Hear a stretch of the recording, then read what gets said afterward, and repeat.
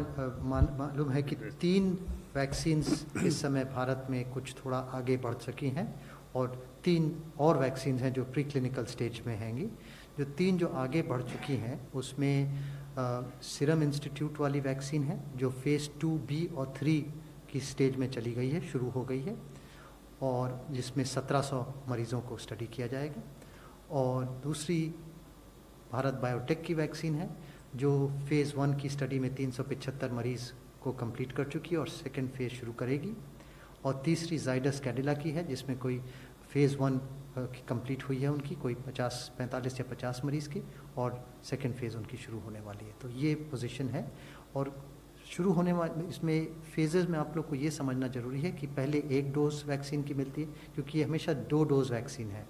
तो पहले 1 डोज मिलेगी, उसके 14 दिन या 28 दिन बाद दूसरी डोज मिलेगी, और उसके बाद कम से कम 2 हफ्ते के बाद उनकी एंटीबॉडी रिस्पांस, या 4 हफ्ते के बाद एंटीबॉडी रिस्पांस देखी जाती है ब्लड में कि एंटीबॉडीज पैदा हुए या नहीं पैदा हुए।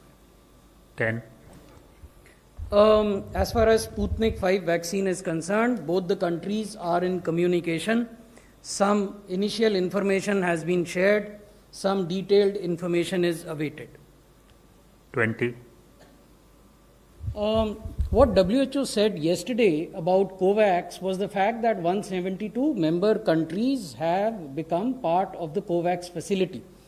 To the best of my knowledge, there is no reference to countries making upfront payment in COVAX, nor have the countries been requested by the COVAX authorities in this regard. COVAX, as you must know, is a arrangement brought about by WHO, CEPI and Gavi, and it works on the principle of pooling the demand of member countries for vaccine on one hand and pooling on the other hand the supply of certain shortlisted candidate vaccines. They have so far shortlisted 9 such vaccines whose manufacturing capacities they have ascertained, and therefore then they have done a projected pooling of what would be available, and they have also done a pooling of the projected demand.